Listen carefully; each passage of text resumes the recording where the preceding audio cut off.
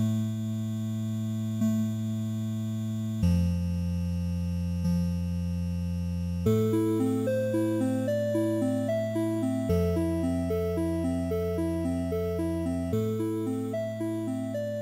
to the No Camps Podcast. I'm Sunny G.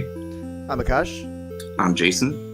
And here on the No Camps Podcast, we talk about movies, films, TV shows, games, technology, a bunch of other stuff of interest. And we're continuing our Westworld series today with episode 2. So just to kick it right off, what's your first reaction, guys? What did you guys think of the episode? I'll go ahead and I start. feel like. Say it again? I said I'll go Sorry. ahead and start. Yeah. Okay, you can cut that out. No, I'll just keep it in. Organic. So, weird. I actually tried to watch this last night, and I fell asleep twice. Maybe I was just a little bit drunk after the Rockets game, but I don't know, man. I don't think I really like this episode. I've rewatched it, and I'm really curious as to what you guys thought, because I am kind of negative on this episode, and I honestly don't know why.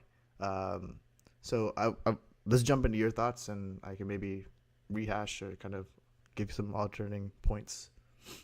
I felt like this almost could have been the season premiere, and I think I would have been hooked way more. Like, I'm way more now sold on the story and what's going to happen this season because of the little bit of extra detail they gave us on some of the stuff that they teased, as well as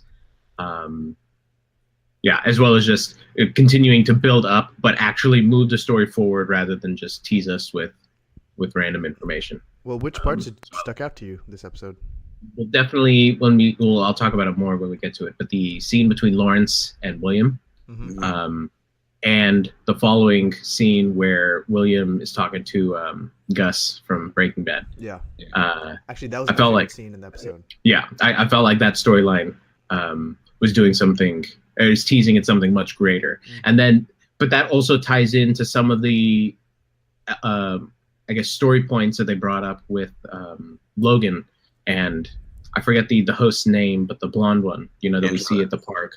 They call her Angela at the time. Angela. Yeah.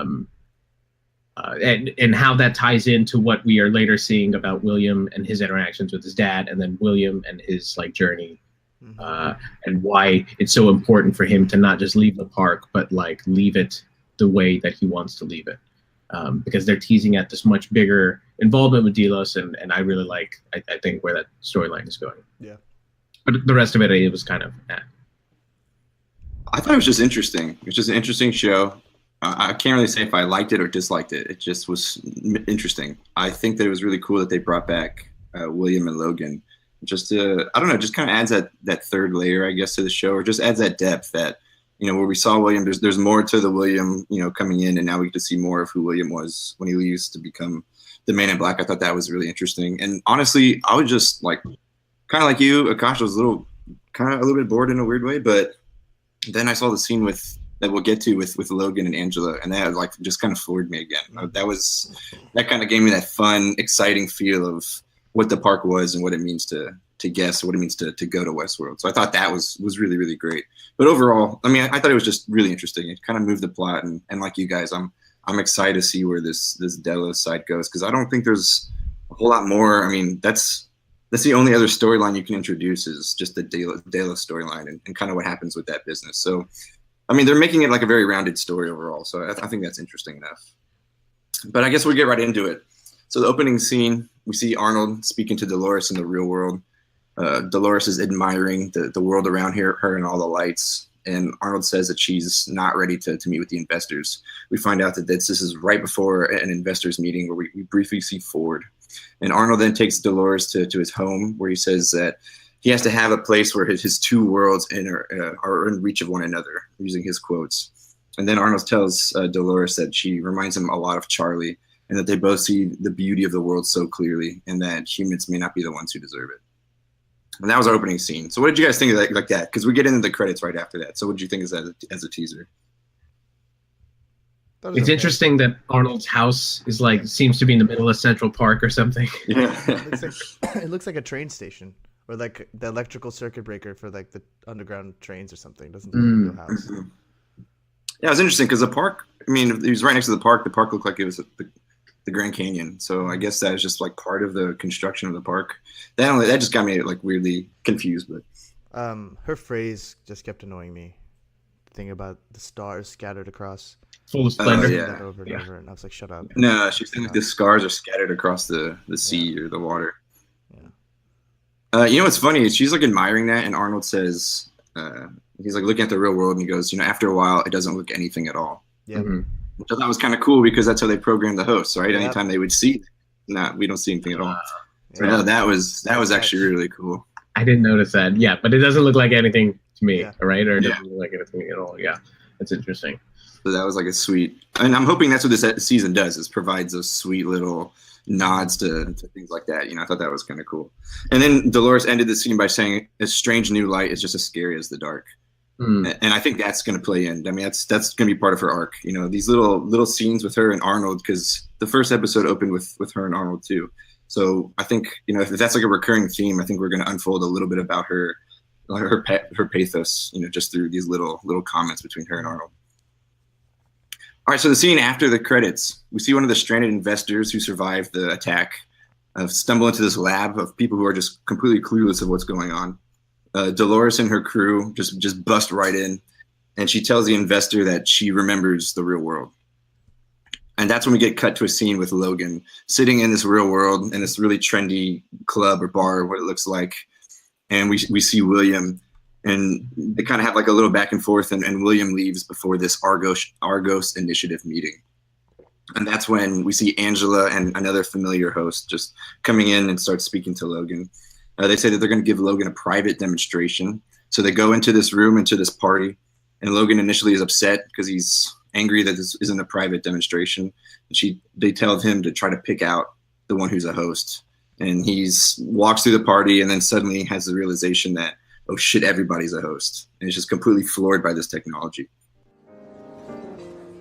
I thought this was a private demonstration. I think you'll find the company quite stimulating. You're a very smooth shell, pal. But I'm not the kind of backer you insult with a cattle call. Logan, this is a private demonstration. And it's already begun.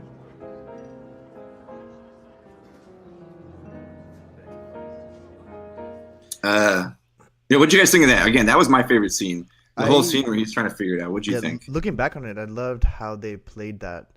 Because as the audience, you're on the same boat as him, or like you start, or at least I started off with the scene thinking, shit, like everyone's definitely a host in here. And then him walking around and then him staring at, what's her name? The female. Angela. Then I was convinced that she was the only host in there. Yeah. And then they played it right back on us. And it's like, oh shit, like of course. I thought that scene was brilliantly handled. I think he acted really well too. Whoever that guy who plays Logan. Yeah. Like I don't know. I believed him. I would have been him in that situation too. So what's interesting is they mention like VR, AR, kind of giving you a point of reference in time of where this might take place, which really then can't be that far from now, like maybe 20 years max or something like that. So even then, like putting yourself in his shoes, when he has his mini freak out after they all freeze and he realizes they're all hosts, and he's like, this can't be possible. Like this is we're not here yet, I think is the phrase he used. Like I thought was just awesome, because if you were to see that, that's pretty much exactly what you'd be saying and you'd be thinking, right? It's like, there's no fucking way that we could be here now. Like this can't be. And I thought that was like really delicious and a real nice way of like grounding it and giving some more weight to like the universe. Again, it's just showing us how like, because we've seen people interact and I guess react to the hosts in the park, but you would have to assume by that point they've already experienced some hosts before, right? So this is like the very first time anyone gets to witness it. And I think it adds a nice weight to the story. Also, I want to give a nod to the hosts. That was brilliant how they let the last episode let the guy on the board escape, and they essentially just followed him down into the tunnels. So that was really smart for them to do that. It was very subtle. Didn't have to be really explained either. Well, to kind of tag onto that, we at the end, what I didn't mention was that we see, or Dolores sees Angela. Remember, she's getting dressed after like sleeping with Logan the night before. Mhm. So they had that connection. So now that's kind of why they've joined forces, or they have that shared beginning, so to speak. So we're kind of seeing that from both of their perspectives too in this party, or in this demonstration. Because I'm guessing it was originally supposed to be Dolores giving the speech. It was supposed to be Dolores instead of Angela. At some of these things, So it's interesting, I think. Yeah, that would make more sense because Arnold says like she's having problems with improvisation. Yeah. And that's why she's not ready yet. And then it's only later that we actually see her do that, but presumably after they would have already used her for this demonstration. Right. That's really interesting. So moving on, the next scene we see, I'm just going to call them Dolores's crew, because it grows, and the people and the size shrinks and grows. So Dolores's crew, they're down in that lab, and Teddy is kind of wondering where they are and kind of asking those questions. Dolores has a technician show Teddy all his past deaths, pictures of his previous deaths. And he gets really, really angry and grabs a technician, throws him up against the wall and asks him why. And the technician just says it was just for fun. And then we see Man in Black approaching, and he saves Lawrence, El Lazo. It's Lawrence once again. He gets shot in the process, so I guess it kind of reminds us and himself that, once again, like, the stakes are real. Shit got real in this part. And the Man in Black tells Lawrence that he is a host and that they have a chance of being, quote, the men they could have been. The men they could have been, sorry. Mm-hmm. He then reveals the park wasn't just for fun, but Delos was watching the, quote, guest choices. And he was going to go and make things right and burn the park down. You believe in God, Lawrence?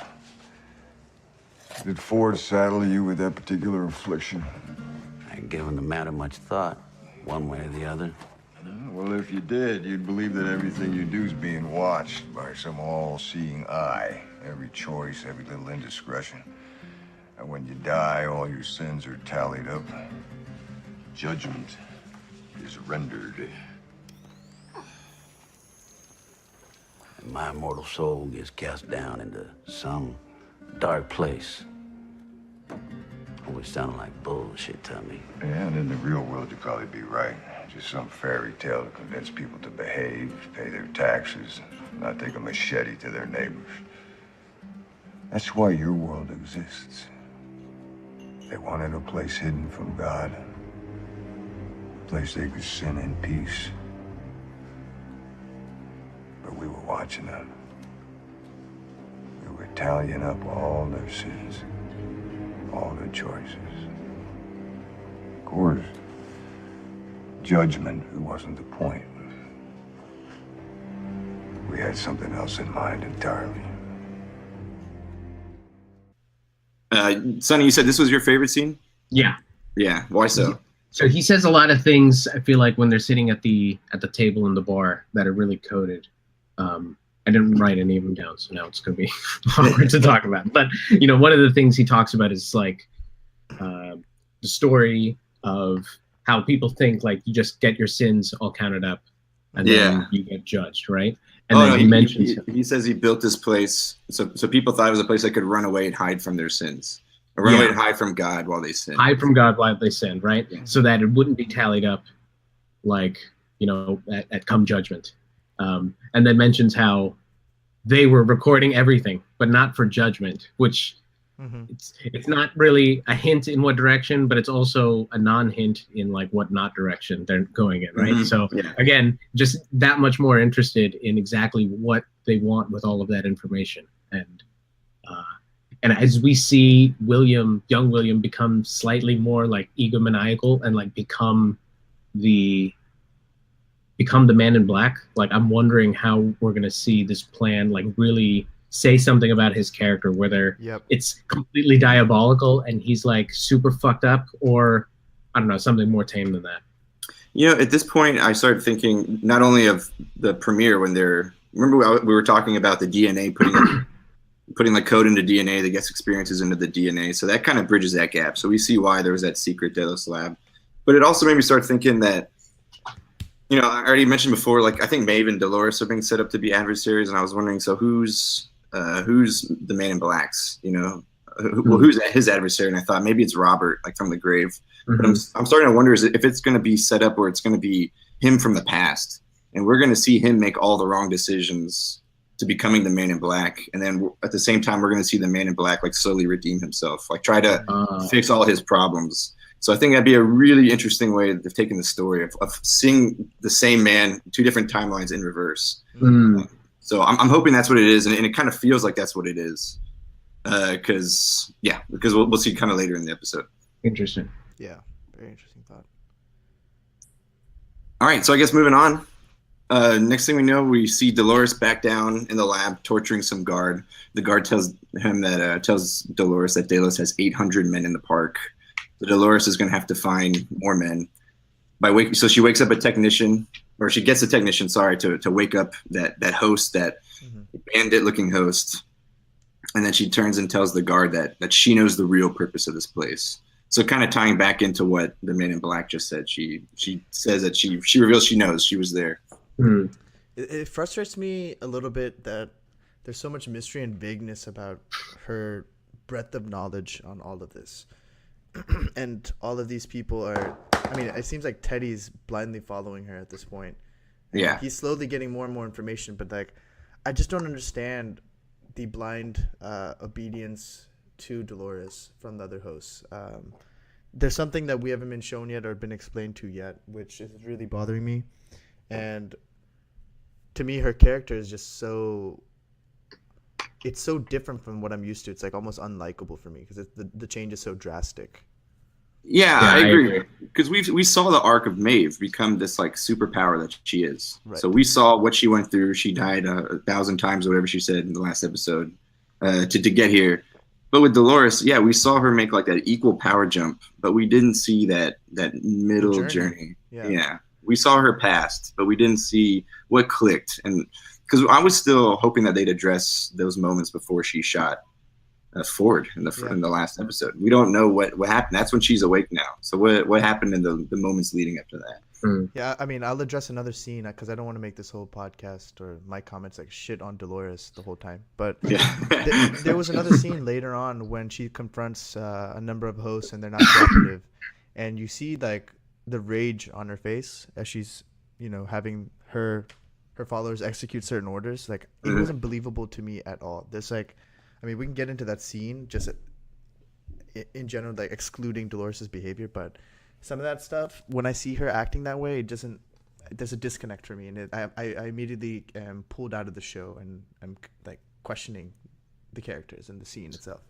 In the same vein, I kept waiting for her to ask the technician to like up her attributes, or whatever you call them in an RPG, just kind of to settle the debate on whether she like is so self-aware to that degree, right? And that's just how she's able to have so much pull over some of the other hosts. But we didn't get any of that, so exactly, like we're left in a position where we just kind of don't know what she knows, and actually to that extent, like what did any of the other hosts that are following her actually know? Like, is Angela fully woke like Dolores? Like Teddy clearly isn't. Why wasn't that's it. Yeah. Well, I think Teddy is going to by the end of the season. But I think it's a really cool dichotomy that Maeve, her first thought is, I need to go save my daughter. I need to gain as much knowledge as I can. I need to use my resources around me. And Dolores's approach is, join me or die. And that's her story right now. And I think that's like a really cool 2 different sides. I mean, again, I think that they're supposed to clash. And so it's really cool to see the rise. I think is very different. I do think we see Teddy waking up. It's the last scene from last week's episode. Everyone that has woken up by following Dolores' path is now dead. Yeah, good. Nice. Yeah, that's so true. Yeah. Good call. All right, okay, yeah, so she tells the guard she knows the real purpose. So then we see Dolores. Well, it looks like the early days of the park because we see Armistice as the sheriff thing, and we see this gangster and what looks like a Last Supper, the painting of the Last Supper. So we kind of walk into this table of these bandits, these gangsters eating, and we see the revived host that Dolores asked the technician to revive earlier. We see him out there in the corner, and Dolores is basically asking these guys to join forces with her. they're initially skeptical, and then Dolores basically reveals to them their loop, and it kind of freaks out that guy, or I guess the leader. He's never really given a name, but it freaks out like the leader of these bandits. He refuses to join Dolores, and Dolores's crew just kills all of them. And then at the very end, revives that leader and says that he doesn't need God's favor to survive. He needs her favor. So kind of playing that God power trip there. I mean, she is God, right? She has the ability to revive any one of the hosts now. Yeah. She's effectively replaced God in the eyes of the hosts. I was kind of curious about the whole. Is that what the whole Last Supper thing was? That's what it was. It was the Last Supper. There, I'm just thinking about it now, because that guy was sitting where Jesus sits at the Last Supper, the painting of the Last Supper, and he gets killed and then revived. So just kind of like Jesus comes back to life like 3 days later. So maybe, I don't know, maybe he has a bigger part to play in the story because they gave him this, Messiah intro. Interesting. This scene didn't work for me logistically. Like, we're in a room with, it looks like at least over 7 men, all armed, and it's just Teddy, Dolores, what's her name, Laura, Angela, and one other person, and they gunned them all down. Like, it made no sense to me. It was a 3 of them. I think it was just Teddy, Dolores, and Angela shooting, and then the 4th person was the technician, right? Yeah. So he's just like back in the corner, freaked out. And I will say the biggest takeaway I got from the scene is I started noticing the character's eyes, and if you look at the main the officer who gets conscripted to Dolores' army now, his eyes are pitch black, and it goes back into Dolores as well, and her eyes are equally black.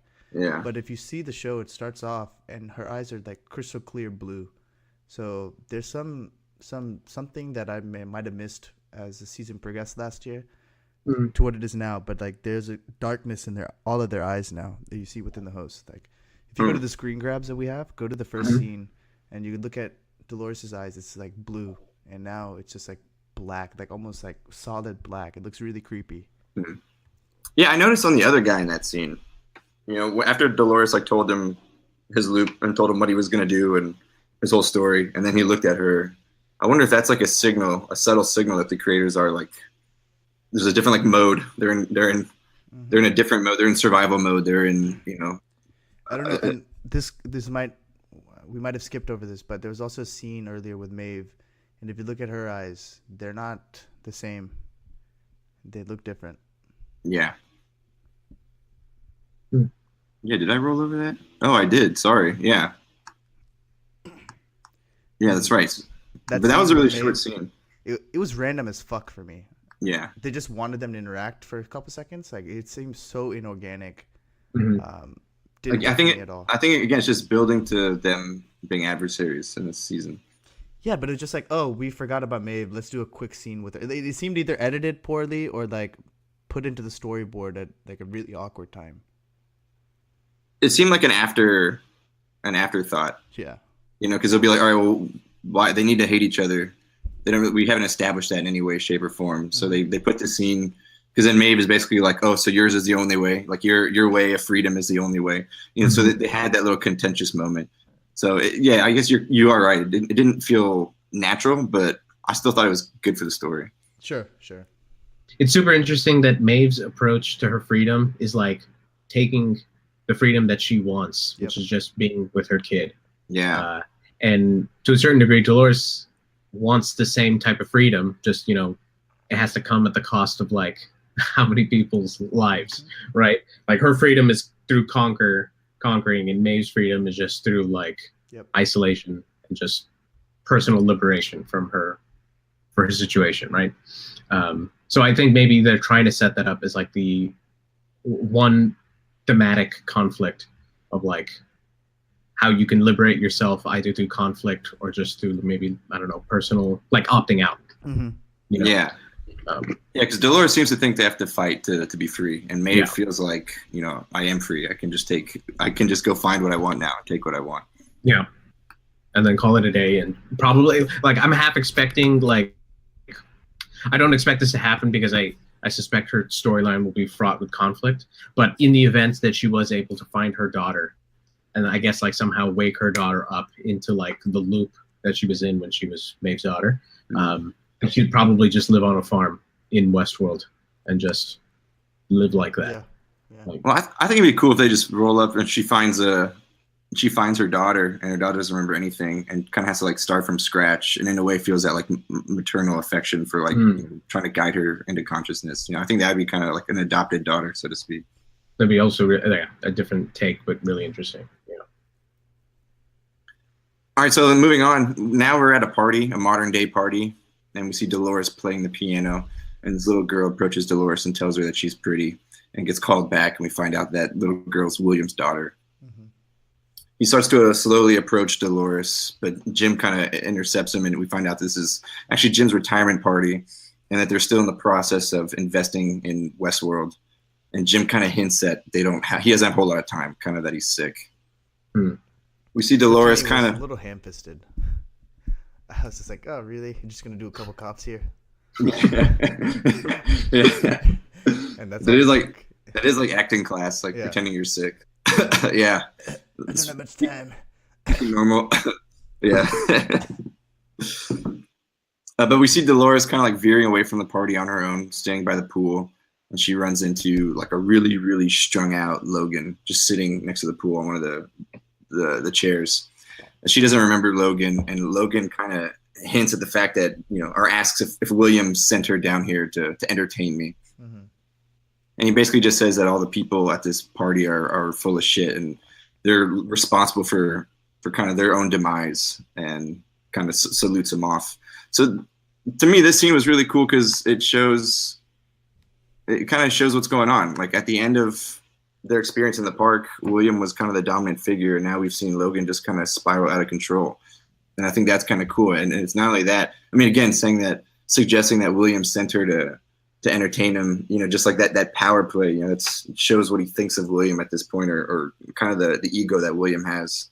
And I don't know. I just thought this was like a really cool scene for Logan's character, and that he seems to be waking up to it too. So it feels like he's going to have, a moment, because we haven't seen him in the future, and we don't hear about him in the future. So I'm hoping this is leading to some conflict that's going to happen with Logan that I'm actually really interested in. Yeah, he might actually end up being the foil for at least the younger version of the Man in Black, Yeah. William. And maybe his older foil is Ford. Yeah. But so I found it interesting that Dolores at the piano recognizes William, but to what degree is like unclear. Do you think she just recognizes his face, or do you think she remembers what went on in the park, or like was, I don't know, triggered by seeing him or something to remember those things? Well, she was kind of acting up a little bit in the first season, right? Like, so at this point in her development, she's still kind of in the questioning phase. She's in those phasing out. Like, she'll kind of like phase out for a little bit. Yeah. And I feel like this is one of those moments. It's like jogging her memory. All these memories are. Yeah. So I think like she sees him, and it's just like that early young Dolores. It's just not quite sure of things. Knows something's like wrong. A glimmer of something there, but she probably can't pull it all the way in. Like the memory. I'm talking about like a planted memory or whatever she remembers from her experiences at the park. Yeah. Yeah. I feel like for the most part, Evan Rachel Wood is kind of. I don't really like Dolores, so I'm with you, Akash. I'm not a huge fan of Dolores in this season, but there's scenes like this that's just.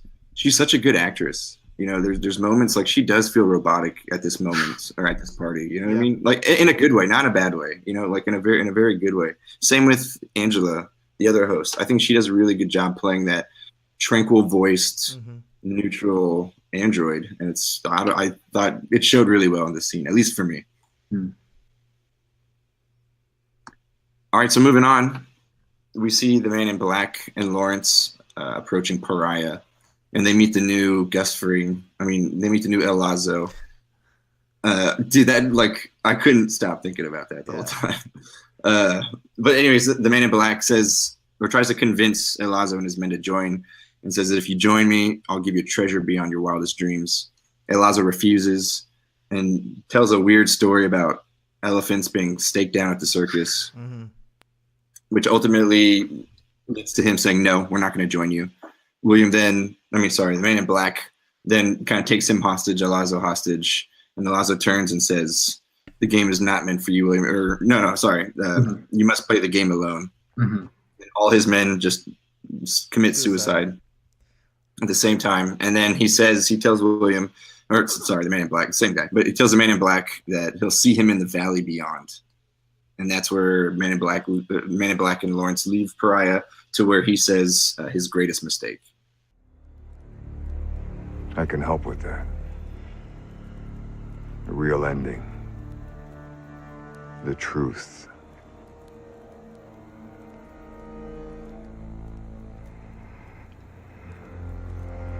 Before the revolution, when I was just a little boy, my parents took me to the circus. I wanted to see the elephants, these mighty creatures. They held them in place with a stake. They could tear a tree right out of the ground. And yet, a simple stake kept them in place. Well, I didn't understand. And then, my father told me. He said the stakes were used when the elephants were just young, like too small to pull them up. And that the animals never tried to pull them up again.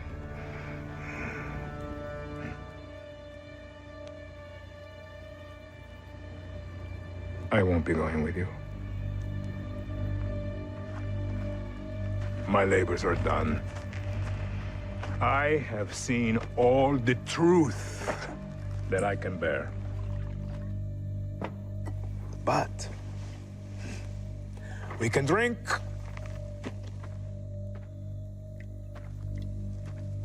To the bitter end.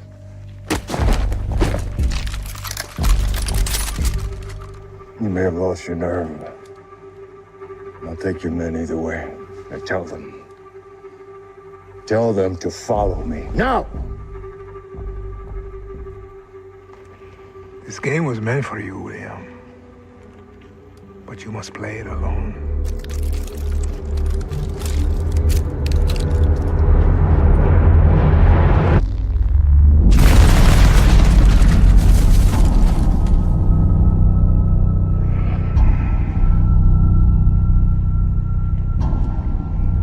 I'll see you in the valley beyond, William. Man, So again- I love this whole scene. This Yeah, is tell such me a why. big fuck you from Ford to the Man in Yeah. Black. And it just, his presence is still there, man. That's why I'm convinced that his consciousness or his or his commands that he's left behind are still in effect. And his presence is still felt. I love the fact that he's just trolling from the grave. He still has a huge hand in what's happening, you know? Yeah. The little boy version of himself isn't like the only I don't think so. spirit of Robert. Yeah. Yeah. It was cool. That whole, again, you like the scene freezing. I like when these hosts kind of act out of their normal programming to deliver some kind of crazy message. Like, nope, you must play this game alone. Shit goes down. I'll see you in the valley beyond. I'm out. And I thought that was like I love when they do that. All right. Okay, so after that, we see William waking up Dolores and then just telling her, reiterating to her, even though it looks like she's not really fully conscious here, he reiterates to her that she is just a thing and that the park wasn't about the hosts, but it was about the guests and how it made the guests feel. And he shows Dolores at the end some kind of construction, and he turns and says to her, "Have you ever seen anything so full of splendor?" And then the final scene, Dolores and Teddy are approaching a town with a bunch of the men that they've now acquired. And she tells Teddy that she knows what they'll find in glory and the valley beyond. And she says it's because William showed her before, and that thing is a weapon. And then that's the end of the episode. What do you think they're building? No fucking clue. No idea. Data center. Yeah. I don't think it's an actual weapon. You know, it's not like gonna be like a Gatling gun or anything. I don't think it's like an actual weapon. Yeah, I don't think it's a physical weapon. That seems beneath the show. Yeah. To be so on the nose like that. It's gonna be like some key to either turn all the hosts loose or reel them all back in or something, you know. Do you think it's where that lake is now, where all the dead hosts were? maybe. Like I don't know. But I why think the they did lake is that. a recent thing. It's all got to be connected, right? Because Lawrence and Man in Black leave Pariah to go to where Man in Black says was his greatest mistake, and we see that segues right into the scene where William says, "Hey, let me show you something," and it's right at the end of this. The immediate next scene, like I know what it is. It's a weapon. They're all going to the same place, so it's all the same place. Yeah. He even when William's talking to his father-in-law, he even talks about like how this plate is like the Red Sea. It's still not in the black yet. They're just bleeding out blood. Maybe this is what he is undertaking to like bring that park back into profitability, like to be profitable again. And maybe that isn't also the weapon. I have no fucking idea like where they can take it. They're so good at teasing. Yeah. I mean, that piqued my interest. I'm curious. I gotta know what that is. I didn't put it together that could be the weapon, but that makes it significantly more interesting. Yeah. Yeah, they're all leading to the same place. It seemed like. Or at the episode 3 is where we'll get a real clear idea. Like some stuff has been said. I think there's gonna be a huge like what the fuck moment next episode. I hope so. I hope so too. Pray to God. Otherwise, I'm not watching anymore. I dare you. You're just gonna Jar Jar Abrams this thing and just make it unendable. I couldn't. I mean, they gotta go to Samurai World at some point. We saw the flashes, right? Yeah. What if that was just a misdirection? There is no Samurai World. It was just a trailer. We never see it. That wouldn't surprise me. Yeah. But they teased at the end of season 1. Yeah. You see the SSW at the end of season 1. There's shit in the Infinity War trailer that isn't in the movie. Oh, dude. Enough. That's all I can say. That's true. He is not wrong. All right, back to Westworld. Reel that in real quick. So there's in that scene where Arnold is showing Dolores' house, the opening scene. Mm-hmm. You see Dolores walking, and it's the flashback that we saw before, right? Or it's the scene that we saw before, Dolores in kind of a modern setting with Arnold following her, and her wearing a black dress, right? We had seen that before, but I'm curious, where did we see that? Was that in the preview, or did we see? Because I didn't watch the first episode again, but did we see that little flashback when Arnold was on the beach in the premiere when he's trying to figure shit out? We saw that flashback. That was one of the flashes in the Are we sure? Like the only flashback we saw was of him talking to her in the dark room. No. That happened before he wakes up, but then like as he's waking up or at some point when he's still dazed and confused, he has quick flashes of like random scenes in the past. And I think, him standing with her in a black dress, I think is one of them. Around a construction, that's what it was. It was his house, right? So we saw that. So that's really interesting. That's Bernard, and that's Arnold. That's an Arnold memory. Mm-hmm. So I mean, is Arnold and Ford doing the same shenanigans? Are they still around? I don't know. Yeah, it's possible. Or it's possible that this is part of Bernard's own awakening, because I think what do we know that he knows? I think that's the part that confuses me the most about this show, is that I don't know what everybody like knows about what's going on in their own, at least in their own situation, right? Forget everything else. I know Bernard seems to know that he's a host. What else? Yeah. Especially because he's got his mic nuked multiple times by Ford throughout the years. Right. And I think the last nuking resulted in him being told that he was a host by Maeve, right?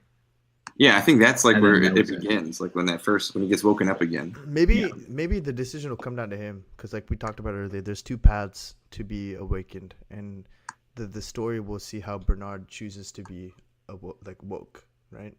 Yeah. Either through how you describe something, through like self-consciousness and like chasing after what you want, like with Maeve, or through like complete destruction and death,